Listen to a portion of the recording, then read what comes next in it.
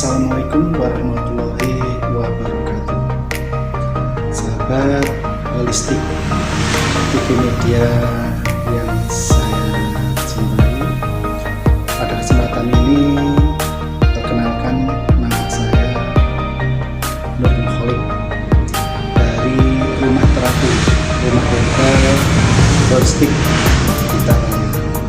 Pada kesempatan ini kami ingin berbagi atau sharing masalah kesehatan, beberapa hal yang kami sampaikan terkait dengan kesehatan, antara lain satu, bagaimana memilih rumah terapi rumah herbal yang aman buat pasien, yang minim risiko. Yang kedua adalah bagaimana penanganan metode terapi yang aman untuk keluhan, baik terkait diagnosanya maupun penanganannya. Sedangkan yang ketiga nanti akan kami sampaikan bagaimana cara sehat dengan mengatur pola makan, sehingga semua makanan yang kita makan, minuman yang kita minum, insya Allah nanti akan membawa manfaat buat kita dan meminimalisir risiko.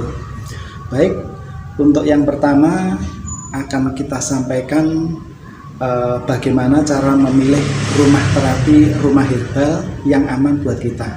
Sahabat holistik TV media yang saya cintai, banyaknya praktek-praktek pengobatan, praktek-praktek terapi merupakan sebuah kemudahan bagi kita untuk memilih. Namun banyak terjadi di antara sekian banyak praktek timbul masalah, timbul risiko, sehingga niat kita untuk terapi tidak tercapai, bahkan niat kita untuk terapi malah memperparah keluhan. Baik,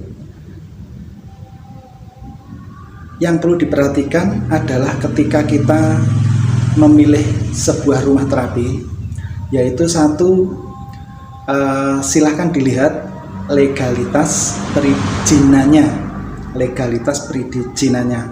karena semua rumah terapi, semua metode terapi adalah di bawah binaan Dinas Kesehatan, sehingga semua rumah terapi, rumah herbal maupun metode pengobatan yang lainnya yang tidak memiliki legalitas di bawah izin Dinas Kesehatan, maka kita menganggap itu berisiko, sehingga perlu dipertimbangkan untuk memilihnya sebagai alternatif pilihan. Selain izin dari Dinkes, yaitu berupa STPT, surat tanda praktek pengobatan tradisional, itu menunjukkan bahwa seorang terapis, sebuah rumah terapis telah memenuhi syarat standar layanan terapi yang harus disurvei dulu untuk mendapatkannya, juga harus mendapatkan rekomendasi dari asosiasi terkait, sehingga ketika nanti dia akan memiliki praktek terapi pijat, maka dia akan mendapatkan rekomendasi dari asosiasi pijat tradisional AP3I. Nah, sedangkan yang mau buka rumah terapi dengan praktek ramuan herbal, dia akan mendapatkan izin rekomendasi dari asosiasi pengobat tradisional, pengobat ramuan tradisional ASP3. Dari situ baru nanti akan mengajukan izin ke Dinas Kesehatan. Dan juga mereka yang praktek pijat urat saraf refleksi, pijat urat saraf refleksi, dia harus mengajukan surat rekomendasi kepada asosiasi pijat refleksi. Nah, selanjutnya dari akupresur. Akupresur adalah Asosiasi Pijat Tradisional Akupresur. Nanti juga akan mendapatkan rekomendasi dari Asosiasi Pijat Tradisional Akupresur, sehingga mereka yang dinyatakan telah mendapatkan rekomendasi berarti diperkenankan untuk mengajukan izin ke Dinas Kesehatan. Setelah semua berkas dari Dinas Kesehatan dipenuhi, yaitu dimulai dari RT. Dari RT nanti minta surat keterangan untuk pengajuan izin, dilanjutkan ke RW stempel, dilanjutkan lagi ke kantor desa, mendapatkan surat izin praktek, surat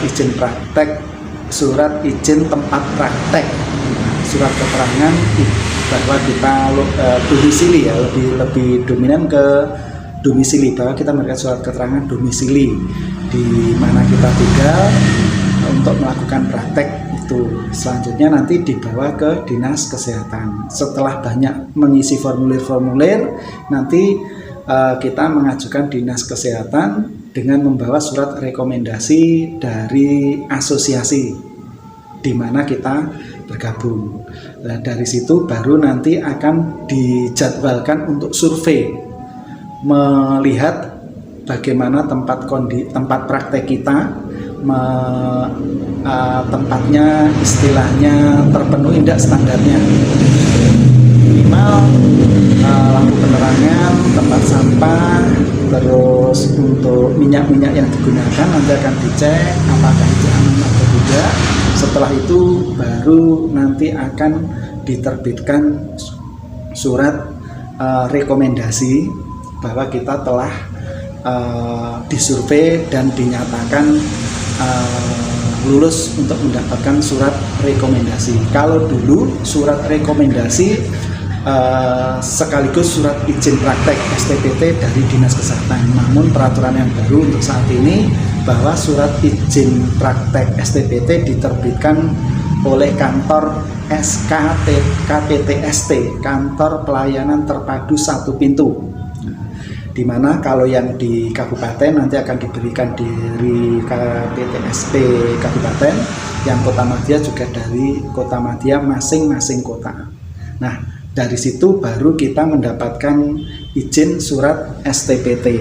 Nah, untuk selanjutnya adalah selain izin dinas dari kesehatan adalah masing-masing keterampilan harus mendapatkan surat uji kompetensi yang nanti menunjukkan bahwa kita memiliki kompetensi di bidang itu. Nah, yang lainnya adalah surat uji sertifikasi yang diterbitkan oleh Badan Nasional Sertifikasi.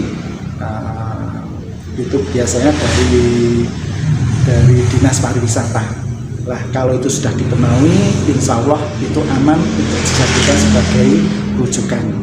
Lah, selain itu sedapat mungkin bahwa semua keilmuan itu bisa dibuktikan dengan sertifikat, sehingga kita yakin bahwa praktek yang dilakukan benar-benar didasari oleh ilmu, bukan sekedar coba-coba, bukan sekedar ngarang atau cuma sekedar bisa aja. Tapi ketika melalui keilmuan dibuktikan dengan sertifikat, insya Allah nanti bisa dipertimbangkan untuk masalah keilmuannya. Pasien yang ramai bukan jaminan bahwa praktek terapi itu aman, tapi kompetensi, sertifikasi, legalitas adalah langkah aman bahwa praktek itu bisa kita gunakan sebagai rujukan. Dan insya Allah bahwa rumah terapi rumah herbal holistik Bitaraya yang dulu bernama Rumah Terapi Rumah Herbal Nurul Sifa telah mengantongi legalitas dari Dinas Kesehatan, uji sertifikasi, uji kompetensi, dan berbagai macam sertifikat pelatihan. Demikian yang bisa kita sampaikan. Sampai jumpa di video selanjutnya. Dari saya akhiri. Bila mana ada kata-kata yang tidak berkenan, saya mohon maaf. Saya akhiri. Assalamualaikum warahmatullahi wabarakatuh. Sampai jumpa di video berikutnya, yaitu bagaimana cara sehat memilih herbal. Cara sehat memilih herbal, pola hidup yang sehat, juga metode penanganan yang lainnya. Terima kasih. Sampai jumpa. Salam